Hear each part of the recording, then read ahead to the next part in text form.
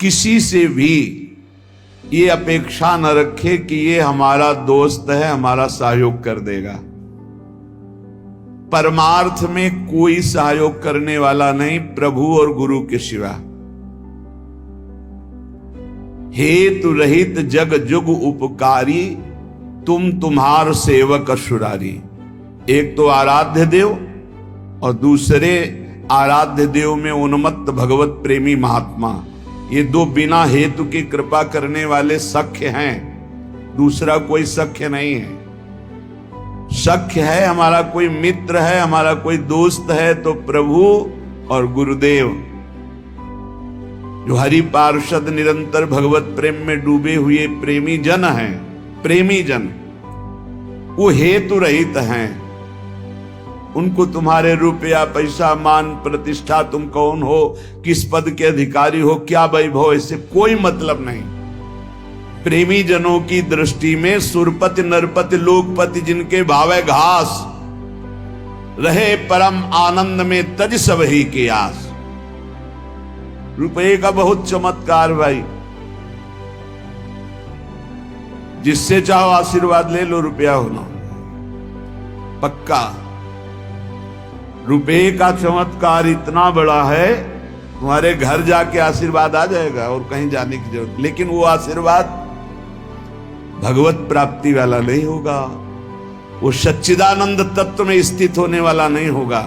वो तो तब होगा जब उन ऋषियों के आश्रम में जाकर घुटने टेक कर प्रणिपातेन और फिर दैन्य भाव से प्रश्नया, फिर उनसे जो कृपा प्राप्त होगी वो भगवत प्राप्ति की होगी। भगवत प्राप्ति बड़ी दुर्लभ वस्तु है, वो है आपके अंदर ही है, पर बिना गुरुदेव की कृपा से चाबी मिले वो तिजोरी नहीं खुलती, जिससे तत्वबोध होता है, भगवत प्रेम होता है। ऊपर ऊपर फर्राटे से शास्त्र के शब्द बोलते रहोगे, अंदर तिजोरी में पहुंच नहीं पाओगे। जीवन में जिसे उन्नति प्राप्त करनी अध्यात्म की, वो एक बात समझ ले, हमारा कोई दोस्त नहीं है। एकमात्र प्रियालाल और गुरुदेव जिसके दिमाग में बैठ गया वो जीत गया। त्यक्ता सत्याख्यात अपेक्षा,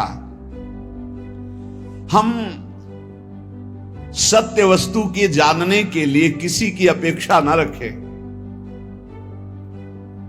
प्राय यहां टूट जाते हैं नए उपासक कि लोग हमारा उपहास करते हैं, उसको लगता है कोई तो शाबाशी दे दे। भगवत मार्ग में तुम्हें कोई शाबाशी नहीं देगा। क्यों? भगवान ने ऐसी व्यवस्था की है।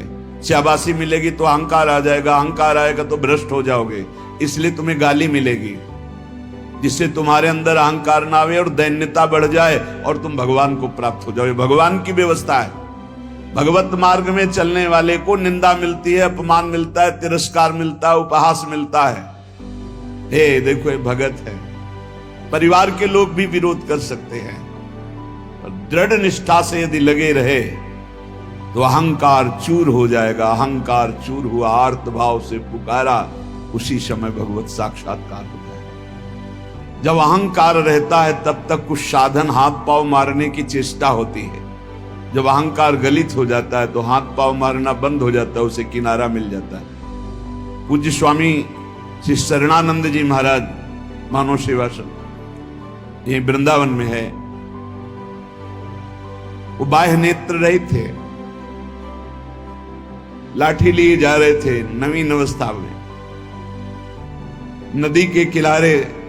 उनको तो पता नहीं था, मार्ग नदी के किनारे से था, कगार फटी और नदी में चली। लाठी भी पता नहीं कहां चली गई, आंखों से अब कोई दिखता तो था।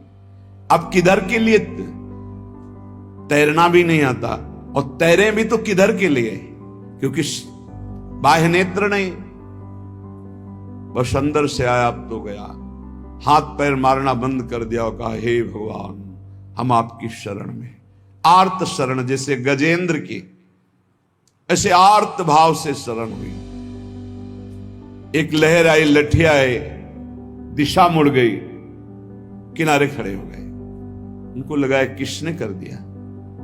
उसी समय से अपने हृदय से भगवान, अद्भुत ज्ञानी महात्मा